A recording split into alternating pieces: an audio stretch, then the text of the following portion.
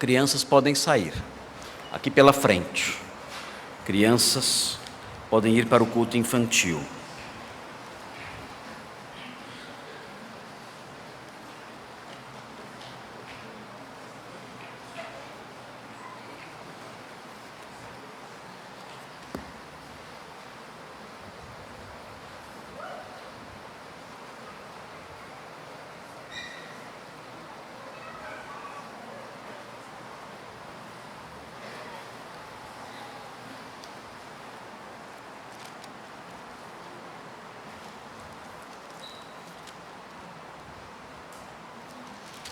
Irmãos, nós lemos o texto base de Atos 9, 26 a 31.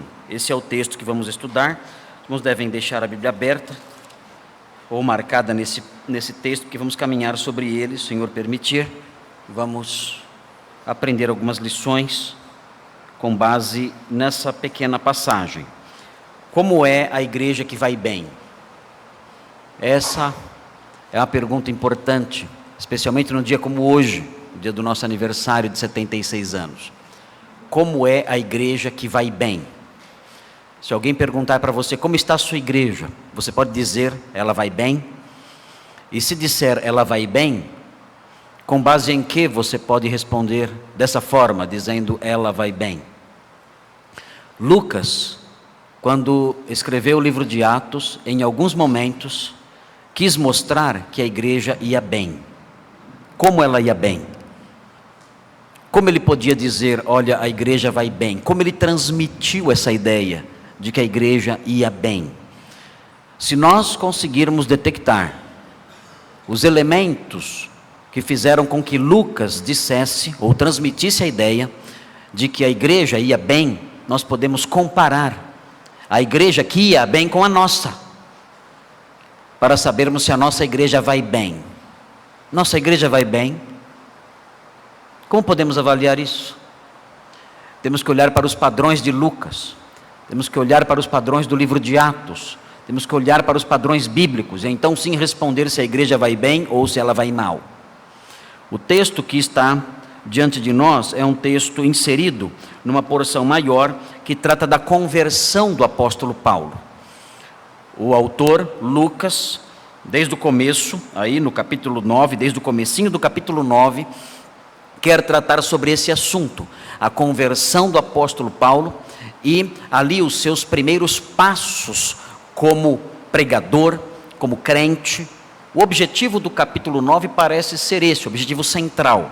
Mas quando Lucas narra essa história, ele deixa transparecer também o fato de que a igreja, naqueles dias, a igreja ia bem. E quando nós olhamos para esse texto de 9, 26 a 31, nós aprendemos por que ele podia dizer que a igreja ia bem. Existem algumas palavras que nós podemos deduzir desse texto e que se relacionam com a igreja que vai bem. Hoje nós comemoramos 76 anos de existência como igreja. Temos que saber se a nossa igreja vai bem. E para saber se a igreja vai bem, temos que olhar para esse texto e observar se a nossa igreja também reflete 3 palavras que eu quero destacar. As 3 palavras não estão presentes no texto, mas elas podem ser deduzidas do texto. São as seguintes: a primeira palavra que aponta para uma igreja que vai bem é a palavra precaução. Precaução. Alguém pode preferir a palavra prudência. Tanto faz. Você pode escolher uma das duas. Mas eu quero falar sobre essa palavra que pode ser percebida, que pode ter a sua realidade detectada nos versículos 26 e 27. A palavra precaução. Uma igreja que vai bem é uma igreja em que existe precaução ou prudência. Uma igreja imprudente, uma igreja que não tem cuidado, uma igreja que não tem precaução, é uma igreja que não vai bem. Não importam as aparências. E vamos ver isso nos versículos 26 e 27. A segunda palavra que podemos deduzir do texto é uma palavra que pode ser percebida, sua realidade pode ser percebida nos versículos 29 e 30. E a palavra o versículo 29 e 30, 29 e 30. E a palavra é proteção. É a segunda palavra. A primeira palavra, precaução, versículos 26 a 28. E a segunda palavra, proteção, versículos 29 e 30. E há uma última palavra que pode ser percebida, pode ter a sua realidade detectada no versículo 31. É a palavra progresso.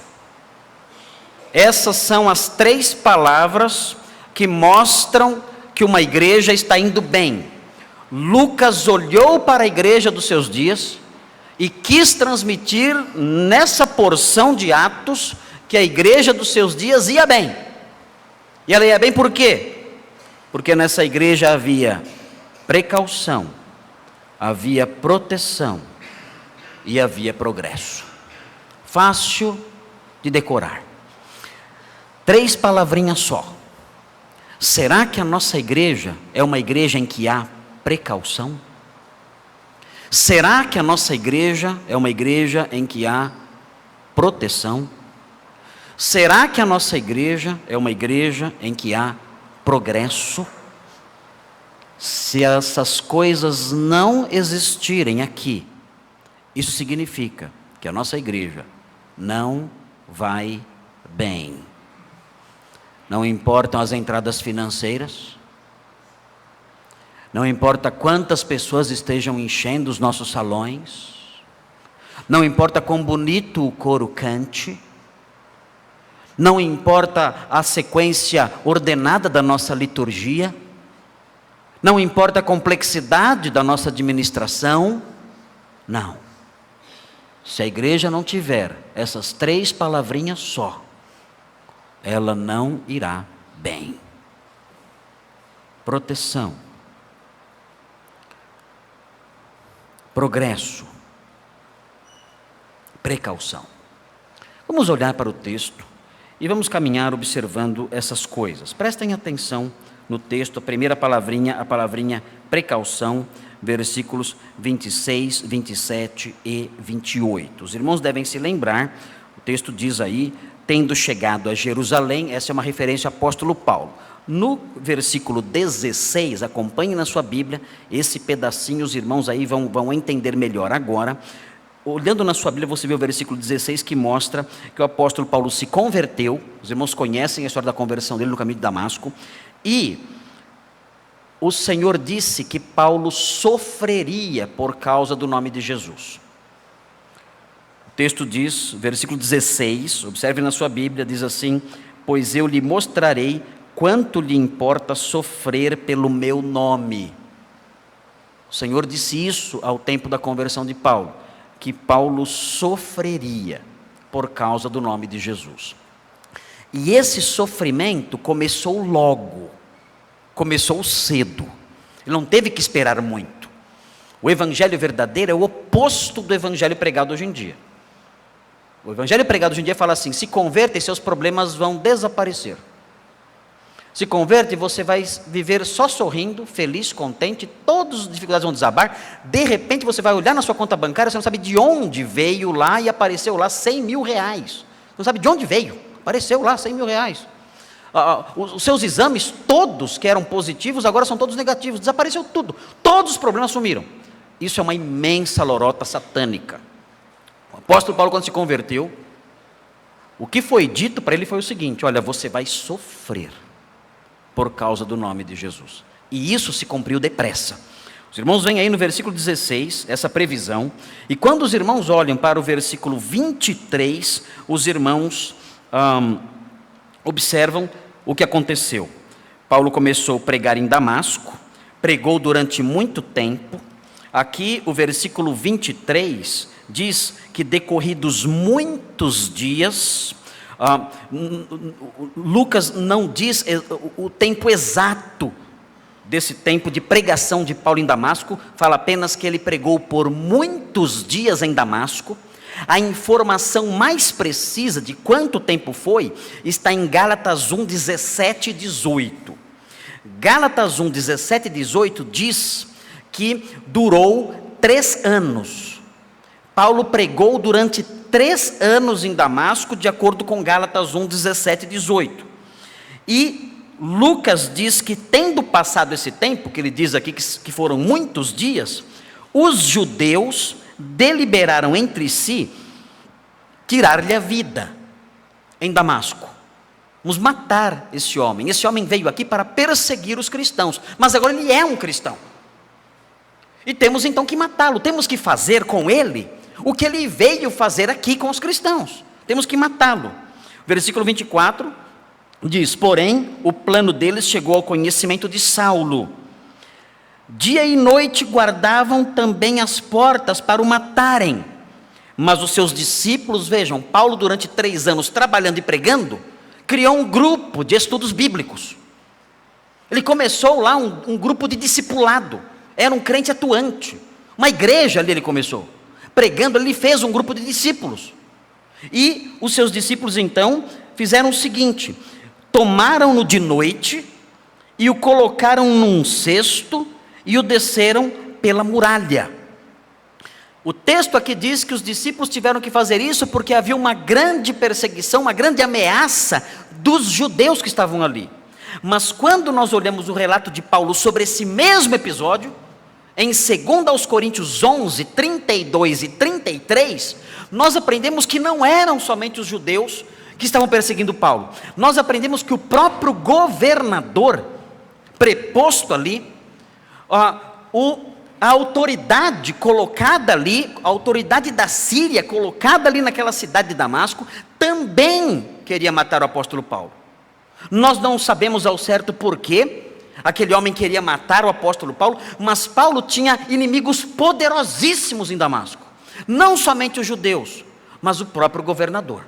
Então ele fugiu dessa forma que vemos aqui. Ele escapou por meio de um cesto, descendo ali pela muralha. Estou igual o Robson ontem, né? Ontem o Robson foi falar a igreja da Galácia. Cadê o Robson? Está aí o Robson? Não, está lá. A igreja da galáxia. Eu lembrei de Guerra nas Estrelas quando você falou aquilo lá. Uma igreja interestelar. Ok, eu estou confundindo aqui também, falei texto em vez de cesto. Mas desceram ele pela muralha num cesto. E aí então ele escapou. Então as aventuras do apóstolo Paulo, né? É o Indiana Jones do Novo Testamento, né?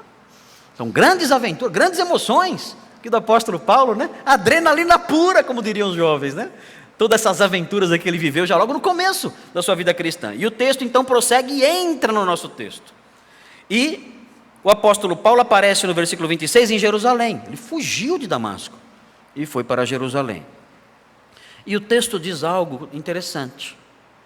O texto fala que, tendo chegado em Jerusalém, ele procurou juntar-se com os discípulos. Por que ele fez isso? Porque ele tentou juntar-se com os discípulos. Uma razão muito simples. Ele era, agora, crente. E o que o crente quer fazer? O Espírito Santo que habita nele, o impulsiona em que direção? O homem transformado, ele busca comunhão com quem? Paulo tinha conhecidos em Jerusalém.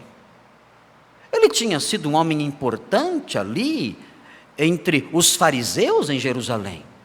Homem respeitado, certamente tinha um círculo de amizades ali, importante, grande, antigo. Mas ele não procura essas pessoas. Ele não procura os fariseus. Ele não procura as autoridades. Não procura as pessoas ali com quem ele havia crescido, talvez. Não. Quem ele procura? Ele procura os discípulos. Por quê? Porque ele havia nascido de novo, ele era um crente. E uma das primeiras posturas do crente, uma das primeiras atitudes do crente, é tentar se unir ao grupo de discípulos. Ele quer estar com os discípulos. Paulo queria apenas estar com eles, juntar-se a eles. Existe hoje em dia um movimento estranho aí que é anti-igreja, que fala que reunir-se na igreja é algo desnecessário e dizem que é até ruim. São pessoas perversas, de uma mente corrompida, que zombam das igrejas, dizendo que as igrejas são currais. Essa é a palavra que eles usam. Eles não chamam a igreja de um aprisco do Senhor, não. Eles zombam, dizendo que são currais, onde há animais, onde há jumentos ali. Essas são as palavras que são usadas para se referir ao rebanho de Jesus que se reúne. Os jumentos ali que estão naquele curral, falam desse jeito. É evidente quando nós vemos pessoas usando esse tipo de linguagem para se referir ao povo redimido, à comunidade santa dos eleitos, se referir a essa comunidade com essas palavras. É evidente quem está por trás dessa linguagem. É evidente quem inspira esse tipo de ataque. É óbvio que é o inimigo, que é o diabo, o inimigo do povo de Deus, aquele que quer destruir a igreja, aquele que sonha com o fechamento de todas as comunidades de fé. É óbvio isso. E essas pessoas dizem isso, dizem: olha, fique na sua casa. Eles dizem assim: seja a igreja, não vá à igreja, seja a igreja, transmitindo com essa frase uma piedade falsa. E atacam então a igreja de Cristo por essas vias. Essas pessoas desconsideram totalmente o ensino neotestamentário. No Novo Testamento, os crentes estão sempre juntos. Aliás, uma observação interessante do Dr. Russell Shedd, numa obra que ele escreveu, chamada Alegrai-vos no Senhor, um comentário aos Filipenses. O Dr. Russell Shedd, ele faz um comentário interessante sobre a palavra santos. Ele diz que a palavra santos nunca aparece no Novo Testamento aplicada a pessoas no singular. Nunca. Não existe um São Barnabé. Não existe uma Santa Priscila, um Santo Áquila. Não existe isso. O que existem são os santos da igreja de Corinto, os santos da igreja de Filipos, os santos da igreja que está em Éfeso. O apóstolo Paulo destaca sempre essa unidade, a comunidade. E olhando para a comunidade, o ajuntamento de redimidos, ele olha para esse ajuntamento e diz: estes são os santos. É assim que o Novo Testamento se refere à igreja reunida, ao povo de Deus que se reúne para adorá-lo, para servi-lo. O apóstolo Paulo, nós aprendemos, depois que ele teve que fugir de Jerusalém, nós aprendemos que ele foi para a sua terra natal, Tiro, Tarso, e no capítulo 11 nós aprendemos que ele voltou depois, ele desceu novamente para Antioquia, e nós vemos ele novamente reunido. Veja 11, 25 e 26, veja o que diz o texto. Diz assim: e partiu Barnabé para Tarso. Veja como esses homens se importavam com a reunião dos santos. Veja aqui versículo 25. E partiu Barnabé para Tarso, é onde estava Paulo, ele fugiu para lá, depois da perseguição em Jerusalém. Partiu Barnabé para Tarso à procura de Saulo, que estava lá, tinha fugido para lá. 26. Tendo-o encontrado, levou-o para Antioquia. Por que ele fez isso? Porque uma igreja havia acabado de nascer em Antioquia. E Barnabé tinha ido lá. Nós vamos ver daqui a pouquinho o versículo anterior que fala sobre isso. Barnabé tinha ido para lá. Então Barnabé viu aquela igreja nascendo.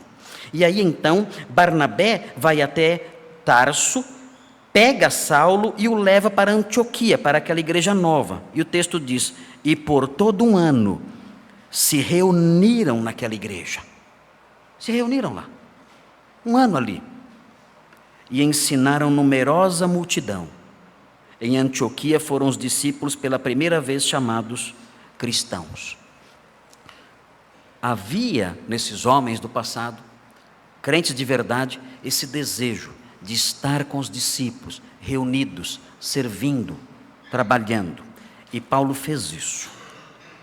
Paulo procurou os discípulos. Mas o que aconteceu? Paulo chegou, procurou os discípulos e quis se juntar a eles. Quis participar de suas reuniões. Quis participar de suas refeições. Era comum naqueles dias as igrejas se reunirem e participarem de uma refeição comum. E durante a refeição celebravam a ceia. E durante suas reuniões eles liam a Escritura. E o pastor da igreja então dava explicações sobre o texto e admoestava e encorajava a sua congregação. E eles então tinham esses hábitos nessas reuniões. E também entoavam, nós vemos no Novo Testamento alguns hinos que aparecem no Novo Testamento, talvez eles pronunciassem esses hinos também.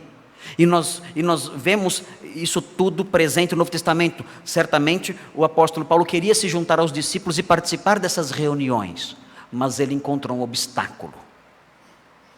Qual foi o obstáculo que ele encontrou? Os irmãos devem se lembrar da nossa primeira palavra. Qual é a primeira palavra que descreve uma igreja que vai bem? É a palavra precaução. Paulo encontrou uma igreja prudente, uma igreja cuidadosa, uma igreja que não era ingênua, bobalhona, que escancarava os braços para quem quer que fosse. Não. Saulo chegou, e quando chegou, o texto diz que ele procurou os discípulos, mas no versículo 26 diz: todos, porém, o temiam, não acreditando que ele fosse discípulo. Alguém pode criticar essa igreja? Mas que igreja desconfiada! Mas Lucas não quer criticar a igreja aqui. O propósito de Lucas é dizer que a igreja ia bem. E essa igreja que ia bem era uma igreja assim. Era uma igreja cautelosa. Saulo chegou. E chegou animado talvez. Como todo novo convertido. Eu agora sou crente. Querendo abraçar todo mundo. E os discípulos então disseram: opa, calma lá. Vamos devagar. Conhecemos você. Conhecemos sua história. Você é sangue ruim. Você é encrenca feia. A sua fama lhe precede. Nós sabemos muito bem do que você é capaz. Nós conhecemos a sua história. Então, não somos bobos. Não vamos abrir as portas com facilidade para você. Você vai ser recebido talvez, mas não assim. Vamos mais devagar. John MacArthur diz que a igreja boa é aquela em que é difícil de entrar, mas é fácil de sair.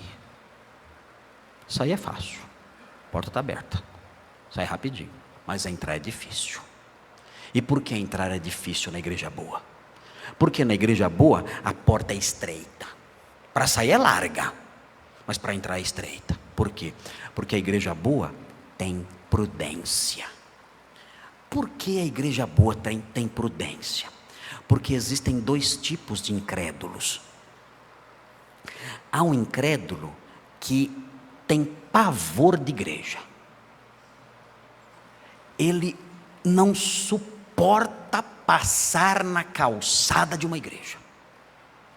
Ele não suporta ouvir o nome. Ele escuta a palavra igreja, ele fica arrepiado. Às vezes alguns desses vêm aqui, e eu percebo eles durante a pregação. Eles estão apavorados durante o culto. Eles ficam sentados no banco, assustados, olhando para os lados. Quando o pós-lúdio toca, eles saem correndo. quase são atropelados na rua, tanto pavor, e nunca mais voltam aqui. É o incrédulo que tem pavor de igreja, tem raiva, se sente mal, ele não suporta vir à igreja. Esse incrédulo é perigoso? Ele pode ser um pouquinho perigoso, mas nem tanto quanto o outro tipo. Há um tipo de incrédulo que, por razões que nós não entendemos, por mistérios espirituais que não nos são revelados, são incrédulos que gostam de estar na igreja. Dá para acreditar nisso? Mas há incrédulos que gostam de estar na igreja. São os infiltrados. Já preguei sobre eles uma vez. São os infiltrados. Eles gostam de estar na igreja. Você não consegue tirá-los. Eles estão lá sempre. E essas pessoas, Paulo chama essas pessoas de falsos irmãos, e eles são muito perigosos. Paulo fala que passou por perigos com essas pessoas. Vejam, acompanhem comigo 2 Coríntios 11, veja o que Paulo diz em 2 Coríntios 11, 26. Prestem atenção porque a igreja tem que ser prudente. Olha aí na sua Bíblia, 2 Coríntios 11, 26. A igreja tem que ser prudente porque existem falsos irmãos. Por isso a igreja tem que ser cautelosa, precavida, tem que haver precaução. 2 Coríntios 11, 26, o texto diz assim, que Paulo passou por perigos. Onde? Em que ocasiões? Em meio a quem? 2 Coríntios 11, 26, ele diz, em jornadas, muitas vezes, em perigos de rios, ele diz, em perigos de salteadores, em perigos entre patrícios, em perigos entre gentios, em perigos na cidade, em perigos no deserto, em perigos no mar, em perigos entre falsos irmãos. São perigosos. Por que eles são perigosos? Veja Gálatas 2,4. Gálatas 2,4 fala dessa gente. Essa gente misteriosa, que está na igreja e quer ficar lá. Paulo diz em Gálatas 2,4 um dos seus perigos. Um dos perigos que essa gente representa. Veja o que diz o texto. Diz assim, Gálatas 2,4. É isto por causa dos falsos irmãos. Falsos irmãos nas igrejas da Galácia.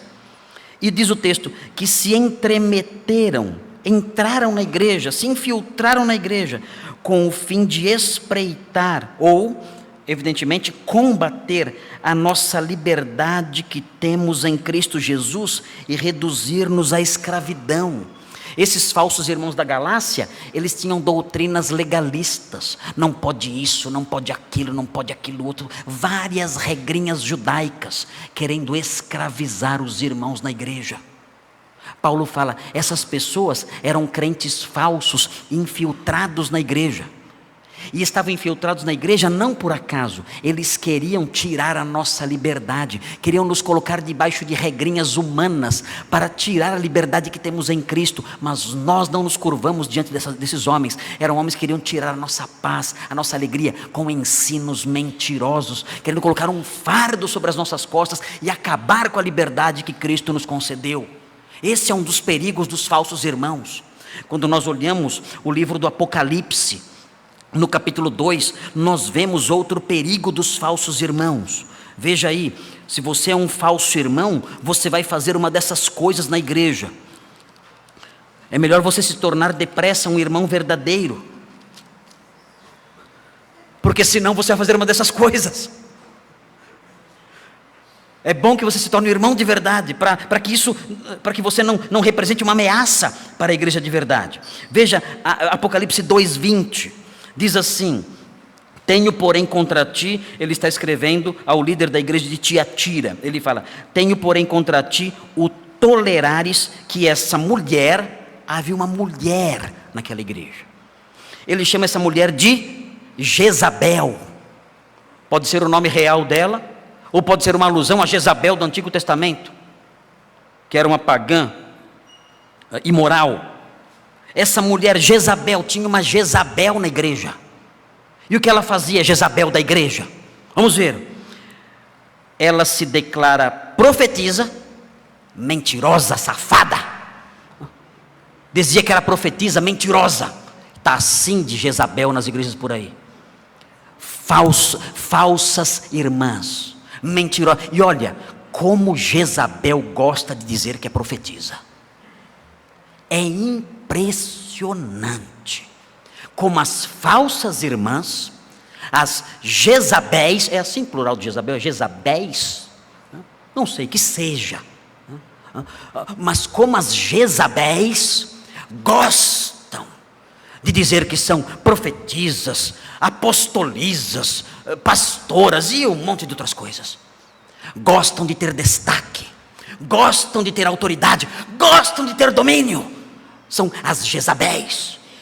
Mas elas ensinam mentiras, destroem famílias, disseminam doutrinas falsas. Essa Jezabel fazia coisas piores. Veja o que o texto diz. O texto diz no versículo 20: ela não somente ensina na igreja as mentiras dela, essa Jezabel safada, não somente ensina mentiras, mas além disso, ela seduz os meus servos a praticarem a prostituição. A mulher suja, é uma porca, imoral, indecente, adúltera, lá na igreja, corrompendo os homens da igreja. Você conhece alguma Jezabel por aí? Está cheio.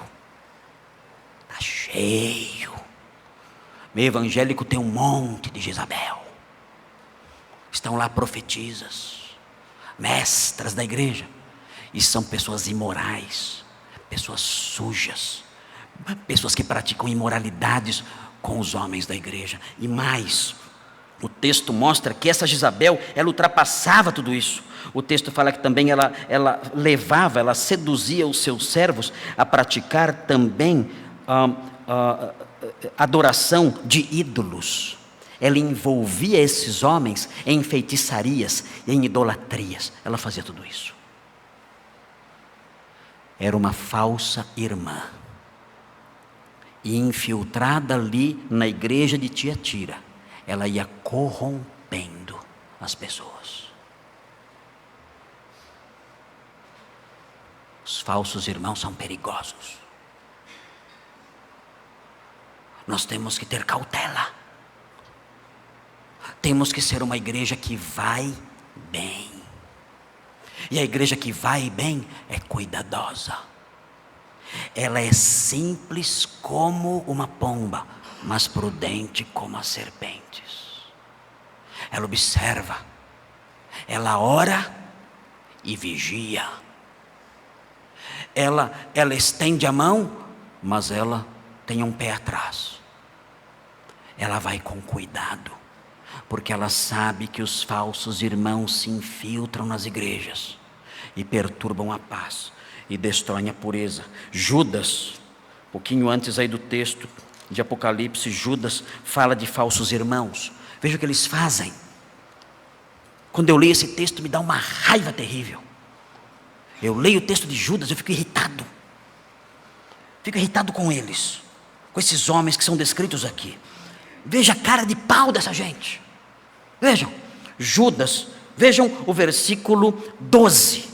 Vejam como eles agem, os falsos irmãos. Esses homens são como rochas submersas. Sabe o que é uma rocha submersa?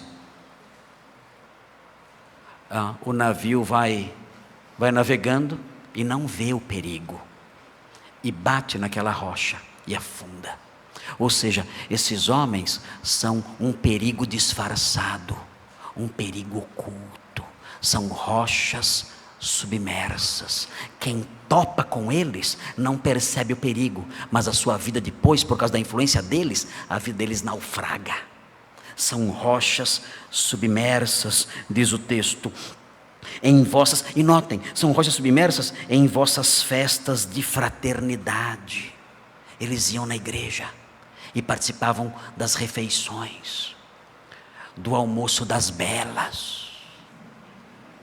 Eles iam no almoço das belas. Eles iam no café da manhã da Páscoa, da Igreja Batista Redenção de Jerusalém. Eles iam.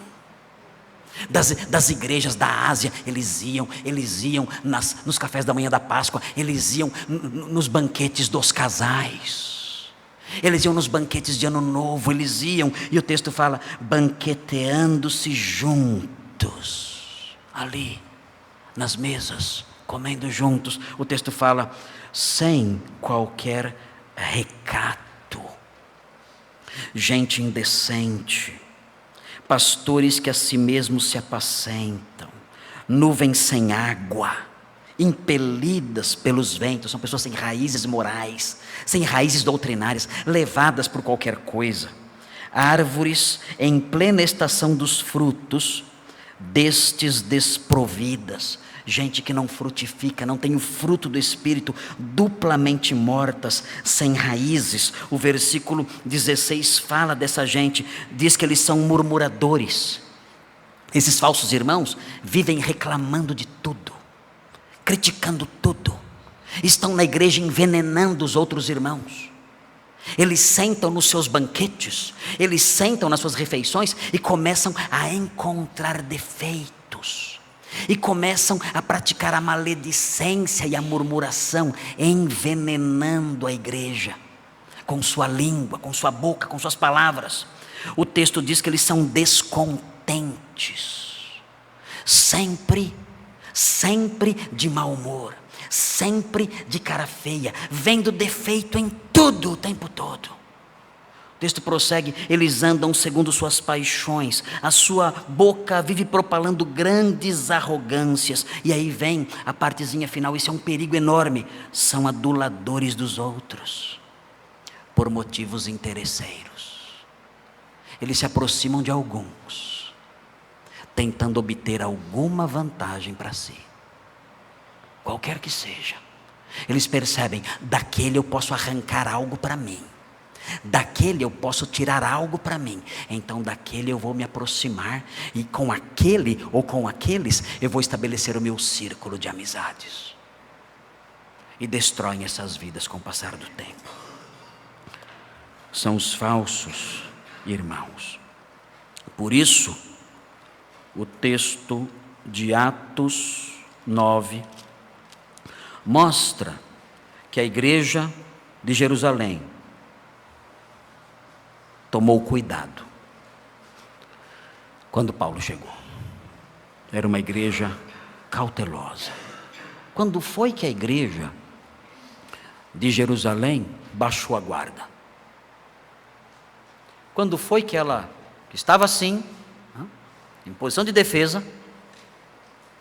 Quando foi que ela foi baixando a guarda e se desarmou? Quando foi que isso aconteceu? Isso só aconteceu, de acordo com o nosso texto, quando entrou em ação um homem muito especial, um homem chamado Barnabé. Quando eu leio sobre Barnabé, quando eu vejo os textos sobre ele, eu oro assim: Senhor, eu queria ser Barnabé. Sabe por que eu queria ser Barnabé? Porque o texto de Atos, no capítulo 11, no versículo 24, fala que Barnabé era um homem bom. Só aí já é uma virtude extraordinária, quando olhamos a palavra bom no contexto bíblico. Ele era um homem bom. Eu olho, será que eu sou um homem bom? No padrão bíblico. E aí ele prossegue, o texto prossegue e fala, ele era um homem bom, ele era um homem cheio do Espírito Santo. O que significa isso? Significa que ele era controlado pelo Espírito Santo, dominado pelo Espírito Santo, cheio do Espírito Santo, totalmente controlado pelo Espírito, e cheio de fé. Eu queria ser Barnabé, homem bom, cheio do Espírito e de fé. Eu não queria ser como Brad Pitt, é isso? Já está velho já, né? Arnold Schwarzenegger? Não, né? Está velho também, né? Não sei quais são os modelos atuais aí. Né? Eu queria ser como Barnabé. Homem bom, cheio do Espírito Santo e de fé. Uma fé forte. A Bíblia fala que quando ele chegou em Antioquia e ele viu a igreja ali que nasceu, ele não ficou triste como essas pessoas que eu disse que atacam as igrejas que se formam. Quando ele viu a igreja se formando em Antioquia, o texto bíblico em Atos 11 fala que ele se alegrou. E fala, sabe por que ele se alegrou? O texto explica, porque ele era um homem bom, cheio do Espírito Santo e de fé. E tanto ele era assim, que quando ele viu aquela igreja se formando, o coração dele se encheu de alegria. E sendo bom, cheio do Espírito e de fé, ele buscou Paulo e trouxe para Antioquia. E permaneceram ali ensinando juntos naquela igreja. Depois viajaram, os irmãos conhecem a história dos dois, né? Brigaram depois, né? Depois se reuniram de novo, né? E aí o livro de Atos conta a história de Paulo e Barnabé. Mas Barnabé é importante nessa história aqui. Ele é chamado de o filho da consolação. Por quê? Eu conheci uma mulher que chamava Consolação. Não tem nada a ver. Não é que a mãe dele chamava Consolação. Então, quando o texto fala, ele era o filho da consolação, isso significa que ele era um homem que praticava o consolo. Barnabé era um homem que aconselhava as pessoas. Barnabé era um conselheiro. Ele admoestava, ele orientava, ele confortava. Barnabé era o homem na igreja que eu acho que todo mundo gostava dele. Os jovens procuravam Barnabé para falar sobre os seus problemas e dilemas. Os casais certamente procuravam Barnabé também, porque ele era um homem bom, cheio do Espírito Santo e de fé, e era o filho das consolações. Ele sabia dar uma palavra de conforto, sabia dar uma bronca amorosa, sabia orientar. Barnabé era esse homem que eu queria ser. E ele então, ele sabia algo sobre Saulo que as demais pessoas não sabiam. Como é que ele sabia? Nós não sabemos como ele sabia, o texto não fala. Talvez ele tivesse amigos em Damasco que contaram para Barnabé como tinha sido a conversão de Saulo. Não sabemos como ele sabia, mas o fato é que Barnabé, ele pega Saulo, leva-o consigo aos apóstolos e conta aos apóstolos como Saulo vira o Senhor no caminho de Damasco e que o Senhor lhe falara, e como em Damasco Saulo pregou ousadamente em nome de Jesus. Barnabé se aproximou dos apóstolos e disse: olha, nós não podemos continuar tratando esse homem assim. Ele é um crente de verdade, ele não é um falso irmão. Ele se converteu mesmo em Damasco, e em Damasco ele ficou 3 anos pregando o evangelho lá, teve que sair de lá fugindo. É um irmão de verdade, não é um falso mestre. Ele ama o Senhor, arriscou a sua vida em Damasco pelo Senhor. E então, depois disso, versículo 28 diz: então estava com eles em Jerusalém, entrando e saindo. O que significa isso? Entrando e saindo. Ele tinha plena liberdade entre os irmãos,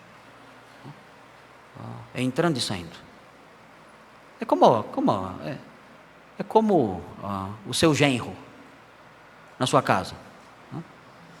Entra e sai a hora que quer. Não é assim, Puff? Entra e sai a hora que quer. É como o Nicolas na minha casa. O Nicolas está mais devagar, né? Mas entra e sai. Liberdade. Saulo recebeu dos irmãos liberdade ali em Jerusalém, na igreja de Jerusalém, entrando e saindo ali entre eles e realizando o seu ministério. Mas isso só aconteceu depois do testemunho de um homem sério, de um homem confiável, de um homem piedoso. Então sim, a igreja baixou a guarda. A igreja que vai bem é uma igreja que tem precaução. A nossa igreja tem precaução? É prudente? É uma igreja escancarada. Entra quem quer. Eu sei de igrejas em que a pessoa chega, um mês depois ela já é consagrada ao ministério pastoral. Quem é aquela? É o pastor novo da igreja. Mas quem? Nunca ouvi falar desse homem. Agora chegou semana passada, é uma bênção. Tá lá, é pastor da igreja. Com 2 semanas é tesoureiro da igreja. Cuida das finanças da igreja. E assim vai. E as igrejas então se tornam antros de incrédulos, perigosos, que aos poucos vão dominando tudo e destruindo a saúde da igreja. A igreja verdadeira não é assim. A igreja verdadeira tem prudência. Ela recebe as pessoas com cuidado, com cautela, mediante o testemunho de pessoas sólidas, que comprovem, diante de uma história que comprove a conversão real, o amor verdadeiro a Cristo. Então sim, ela abre as suas portas, baixa a sua guarda e dá liberdade àquela pessoa ali, entre os irmãos. Nossa igreja, para ir bem, tem que ser uma igreja prudente, tem que ser uma igreja que tem precaução. Mas existe mais uma palavra.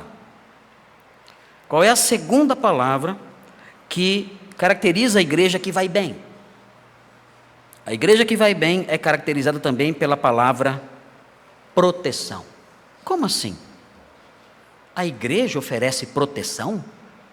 A igreja que vai bem oferece proteção. Os membros de uma igreja que vai bem, eles devem se sentir protegidos. Não é gostoso isso? Gostoso isso. Os pais antigos, os escritores antigos, comparavam a igreja à arca de Noé. Já imaginaram o senso de segurança das pessoas dentro da arca? Tudo lá fora era morte, destruição, uma tragédia completa, mas dentro da arca havia segurança, proteção. A igreja que vai bem é uma igreja que oferece proteção. Como as pessoas precisam disso, de segurança. As pessoas precisam sentir isso, se sentir seguras. Isso é fundamental, as crianças precisam disso. Nós, adultos, precisamos disso. Sentir segurança. Eu tenho uma igreja que me protege. Eu tenho irmãos que se preocupam comigo. Eu tenho irmãos que cuidam de mim. A igreja que vai bem é assim. É uma igreja, não é uma igreja em que as pessoas não se conhecem, em que são estranhas entre si. Há um hino no cantor cristão, não sei muito bem o contexto desse hino, Danielzinho talvez conheça melhor, mas o hino diz assim: tu no teu cantinho e eu no meu. Já ouviram esse hino? Tu no teu cantinho e eu no... Eu cantava isso bastante. Tu no teu cantinho e eu no meu. Que hino que é esse, Daniel? Você lembra? É uma música infantil que tem no cantor cristão. Tu no teu cantinho e eu no meu. Não, não pode ser assim. Não pode ser eu cá, ele lá. Não. Não é tu no teu cantinho e eu no meu. A igreja que vai bem é uma igreja em que as pessoas, elas se aproximam. E elas conhecem mutuamente os seus dramas. Elas sabem o nome dos seus irmãos. E o nome dos seus irmãos e as lutas dos seus irmãos. E elas oram umas pelas outras. E se preocupam em fazer algo que alivie o seu fardo. E nós vemos isso na igreja de Jerusalém, a igreja que Lucas diz que ia bem. Vejam o que diz o versículo 29. O texto diz assim: falava e discutia com os helenistas. Paulo não parava de pregar. Os helenistas eram os judeus de fala grega. E Paulo pregava para eles. Mas veja o que aconteceu. Aconteceu de novo o que aconteceu em Damasco. Deus havia dito que ele sofreria, que Paulo sofreria pelo nome de Jesus. E aqui a coisa se cumpre de novo. O texto diz: mas eles procuravam tirar-lhe a vida. É assustador como os judeus que odiavam o apóstolo Paulo eram também assassinos. Queriam matar o apóstolo Paulo. Havia o desejo de tirar a vida dele. Mas notem, vejam aqui a proteção. É muito lindo ver isso. Paulo não era, neste instante, nessa época, nenhum grande líder da igreja. Não era ninguém de destaque ainda, nada disso. Tinha chegado lá fazia pouco tempo, mas era um homem que se envolvia na pregação. Ele pregava, confundia os seus inimigos, e isso era perigoso. Vocês devem se lembrar do que aconteceu com Estevão. Estevão fazia a mesma coisa. O que aconteceu com ele? Ele foi apedrejado até a morte. E Paulo está na mesma cidade, pregando para o mesmo povo, no mesmo contexto de Estevão. Era perigoso. E de fato, os judeus de fala grega fizeram uma armadilha, um plano para matar o apóstolo Paulo. Preciso de água. Alguém pode me trazer água, por favor? Eu sei o que está acontecendo comigo. Hoje aconteceu a mesma coisa de cedo. Minha garganta está ficando seca muito rápido. Eu nunca bebo água durante sermão e aula. Nunca bebo água. Acho que eu estou ficando velho. A garganta velha vai ficando. Vou trazer um balde d'água aí, porque acho que eu vou começar a pregar com um cilindro aqui nas costas. Aqui, ó. Bota aqui um acesso aqui, ó. Aí não precisa ficar parando. Eu não gosto de parar para beber água. Já teve a sensação de beber água, todo mundo olhando você? Já teve essa sensação alguma vez? Quando você for beber água, sobe aqui, pega o copinho e bebe, todo mundo olhando assim. Beber.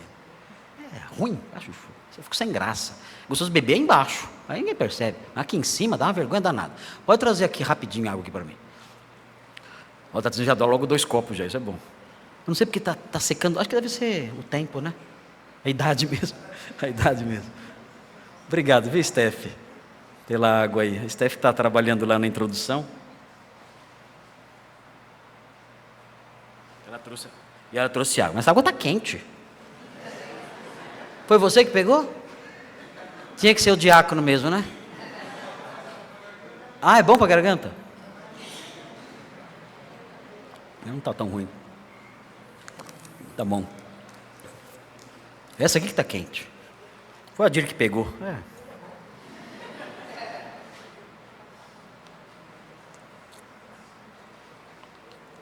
Ok.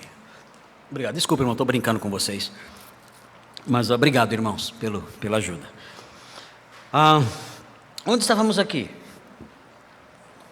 Onde estávamos? Me perdi agora. Onde?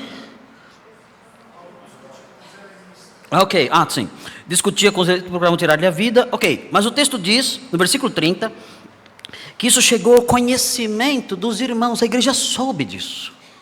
Não sabemos como, a igreja soube disso. E aí é bonito ver o cuidado, a proteção. O que eles fizeram? Eles tomaram conhecimento, aí pegaram Paulo, levaram até Cesareia, ao norte. Saíram de Jerusalém e subiram até Cesareia com Saulo. E dali, nós não sabemos se por navio ou por terra, o texto não diz, podia ser por navio ou por terra, enviaram Paulo para Tarso, que era a cidade natal dele. Os comentaristas dizem que depois disso aqui, Paulo aparece novamente só em Atos 11, mas isso aconteceu 10 anos depois. Paulo ficou sumido durante 10 anos. Nós não sabemos o que ele fez em Tarso. Não sabemos.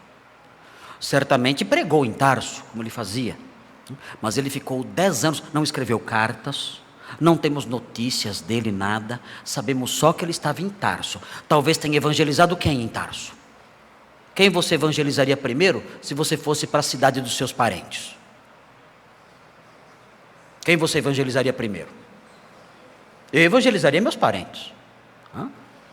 Eu tenho vários parentes em Socorro. Em Socorro. Dizem que tem um monte de granconato lá. É por isso que muita gente nem muda para lá, porque morre de medo. Está cheio de granconato em Socorro. Então, se eu mudasse para Socorro, eu ia procurar os meus parentes, para evangelizar os meus parentes. Então, certamente, Paulo, em Tarso, ele se dedicou ao evangelismo dos seus parentes, talvez, não sabemos. São 10 anos de silêncio em que ele ficou lá. Mas o que eu quero destacar nesse ponto é esse cuidado, essa proteção da igreja. A igreja protegendo Saulo ali no seu meio. Viu o perigo, viu o medo, viu o sofrimento, e o cercou, e o tomou, e o acompanhou, e o apoiou, e o livrou. Essa igreja ia bem. Nossa igreja vai bem. Nós aqui estamos protegidos uns pelos outros. Você protege o seu irmão. Você o conhece. Você sabe o nome dele. Você conhece os seus dramas, as suas dores, as suas lutas, as suas tristezas, os seus temores. Você compõe essa igreja. Ou será que o seu irmão precisa se valer de amizades lá fora? Ou será que seu irmão precisa se valer de outros recursos para se sentir seguro? Não, não pode ser assim.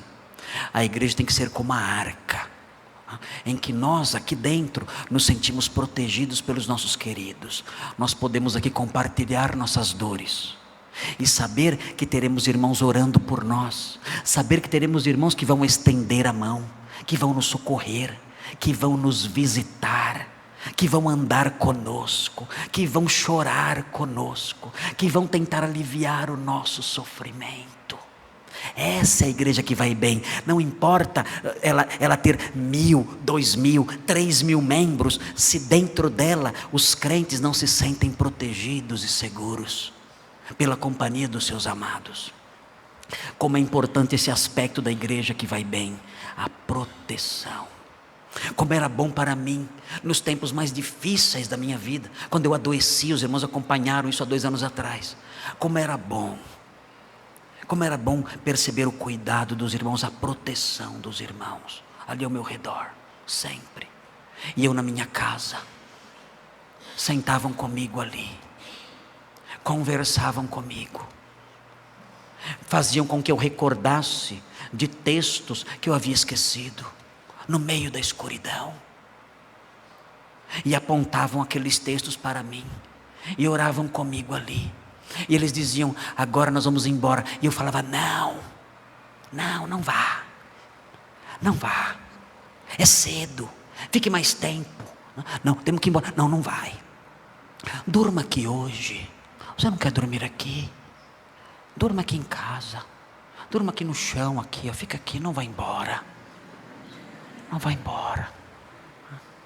Eu te dou o café, te dou o almoço, te dou o jantar. Não vai embora, fique aqui. Sua presença me faz bem. O seu cuidado é tão sincero. As suas palavras são remédio para mim. Você está me curando. Fique aqui, não vai embora. Era a proteção dos amados. Era o cuidado dos queridos ali, estendendo a mão, me ajudando a me levantar. Essa é a igreja de Deus. Essa é a igreja que vai bem. Sua igreja vai bem. Você faz com que a sua igreja vá bem. Você estende a mão. Você é um fator de proteção, de consolo, de amparo. A nossa igreja tem que ir bem. E isso depende de você também. E a última palavrinha. Qual foi a primeira palavra? Precaução. Toda igreja santa, bíblica, tem que ser precavida, toda. Qual é a segunda palavrinha? Proteção. A igreja boa protege uns aos outros. E a terceira palavra que nós temos, os irmãos se lembram, é a palavra progresso. Pois vamos falar agora, o pastor vai pregar agora sobre a teologia da prosperidade. O progresso. Longe disso. O dia que eu fizer isso aqui, pode internar. Pode internar. Ou chama a polícia, no caso, que geralmente é caso de polícia, não é caso de médico não. O progresso de que eu falo aqui é o progresso decorrente da paz. Como é isso? O versículo 31 mostra o progresso que decorre da paz. É simplesmente fantástico. É simplesmente maravilhoso. É o progresso que decorre da paz. Vamos ver como é esse progresso. É o progresso da igreja que vai bem. Vamos ver como é, o versículo diz: a igreja na verdade tinha paz por toda a Judéia, ali a região de Jerusalém, onde estava Jerusalém, Galileia, um pouco mais ao norte, e Samaria, entre a Judéia e a Galileia. E o texto diz como era essa paz. Era uma paz em que havia progresso. Como assim? Que progresso existia nessa igreja extraordinária? Que progresso existia nessa igreja que ia bem? O texto diz: ela progredia caminhando no temor do Senhor. Qual era o progresso dela? Ela crescia no temor do Senhor. Sabe o que significa isso? Essa igreja aqui, em meio à paz, era uma igreja que tinha reverência. Era uma igreja de pessoas reverentes. Vocês pensam que eles saíram no carnaval, pular carnaval? Pensa que tinha o bloco, os Unidos da Redenção? Pensa? Já não. Eram pessoas reverentes. A postura desses homens e mulheres era a postura das pessoas que tinham temor do Senhor. Eles andavam com honra, com dignidade. Eram pessoas respeitáveis e respeitosas. Elas eram pessoas obedientes, elas temiam ao Senhor. A sua linguagem era uma linguagem marcada por dignidade e beleza. O seu modo de se comportar era semelhante ao modo de se comportar de príncipes e princesas, de nobres. Eles falavam assim como nobres.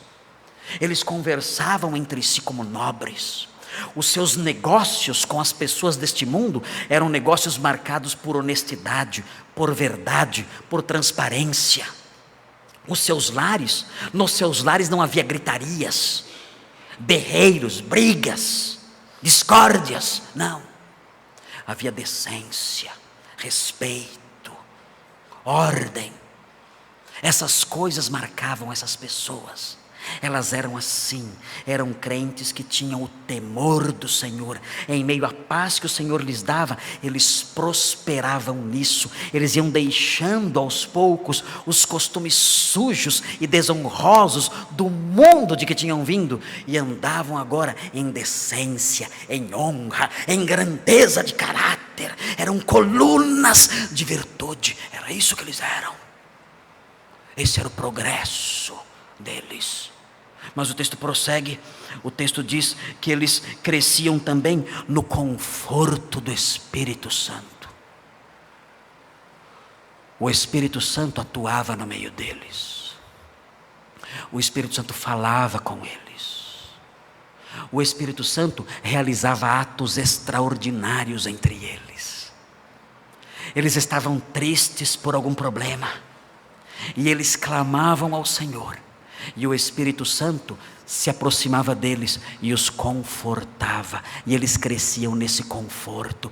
Eles iam conhecendo mais e mais a Deus. E Deus se aproximava deles na pessoa do Espírito e os confortava.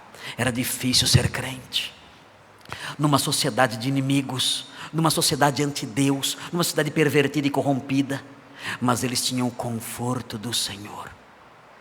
Eles desfrutavam de alegria e cresciam nessa alegria e nessa paz. Não havia certamente entre eles pessoas ali que viviam constantemente em desespero e em pânico.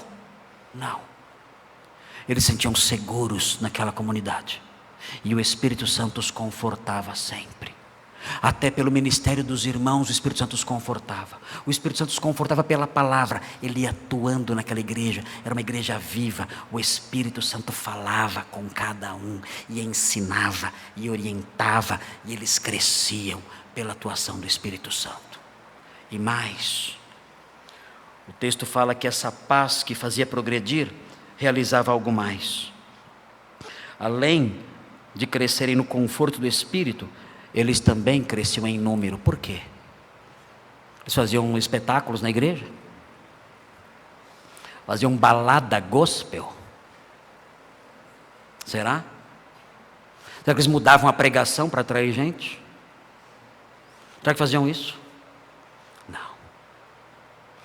Vivendo dessa forma, de modo honroso, temente a Deus, vivendo dessa forma, com o Espírito Santo atuando entre eles, o Espírito Santo trabalhava no coração dos incrédulos, e as pessoas então conheciam a Cristo através daquela comunidade, e o número de convertidos ia aumentando. Não era um inchaço, não era um grupo de incrédulos que ia na igreja porque achava um programa legal. Não era isso. Ir à igreja era perigoso. Não era um programa de domingo à noite divertido, um programa divertido de fim de semana. Ninguém ia à igreja porque, lá tem um louvor bacana. Não era assim. Eu fui à igreja, gostei, nossa, que legal, tem um som bom, tem um pessoal lá, olha que toca muito bem, vou domingo que vem de novo, gostei muito, bem agitadinho. Não, ir à igreja era perigoso, ir à igreja era um risco de vida, mas eles iam porque o coração deles estava sendo transformado pela mensagem pregada ali. E assim a igreja crescia em número. Era o progresso da paz de Deus. Eles progrediam no temor do Senhor, na reverência.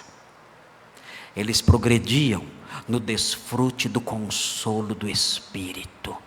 E eles progrediam na medida em que crentes de verdade iam chegando e fazendo a igreja crescer. A igreja ia bem. Nossa igreja vai bem. Você pode dizer isso? Se alguém perguntar, a igreja vai bem? Você pode dizer, sim, a igreja vai bem. Você pode dizer isso. Acho curioso, uma história interessante. Tomás de Aquino, doutor angélico, que viveu no século XIV. Dizem que ele foi visitar o Papa Alexandre VI. Foi Alexandre VI não, Inocêncio IV. Foi visitar o Papa Inocêncio IV. E o Papa, orgulhoso, levou Tomás de Aquino conhecer as riquezas do Vaticano. Mostrou para ele ali as grandes riquezas da igreja.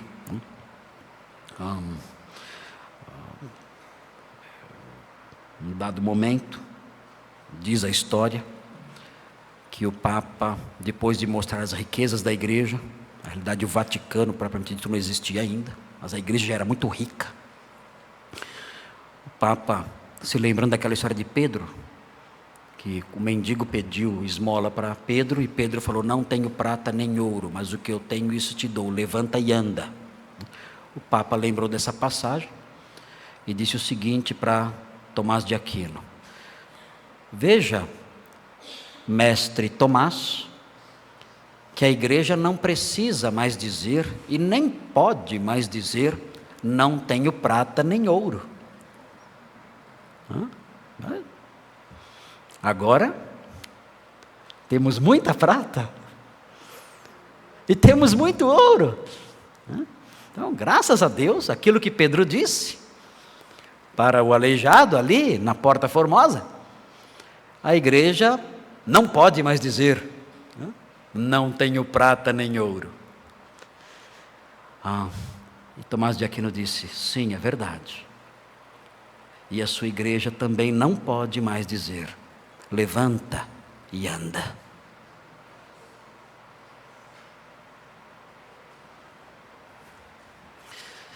Ela progrediu,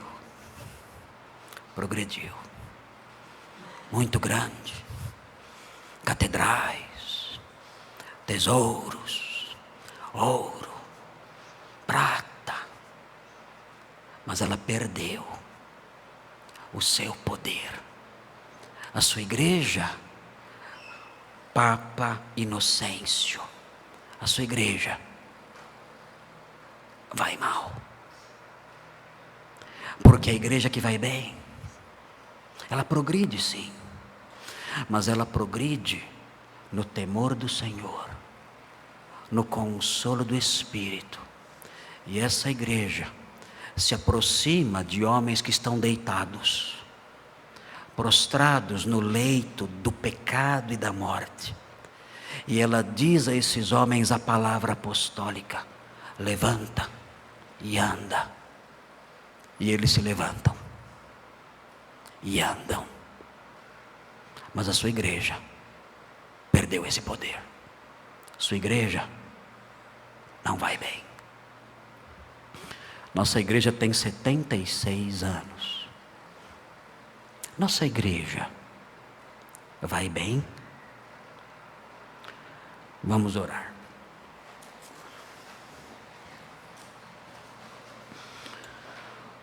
Obrigado, Senhor, por nossa igreja, 76 anos de existência. Obrigado. Abençoa o seu povo.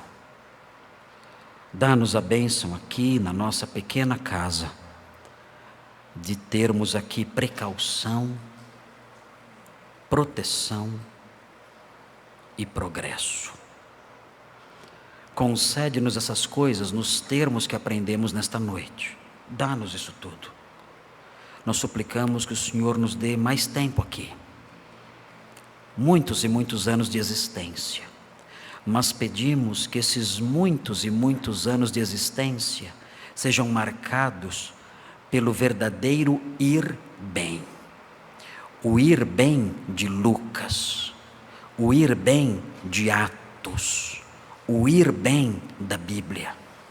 Não o ir bem deste mundo, não o ir bem das falsas igrejas, mas o ir bem acerca do qual aprendemos nesta noite. Concede-nos isso, Senhor, neste ano e pelos próximos 76 anos, até, ó Deus, o Senhor voltar. Pedimos isso em nome de Jesus. Amém.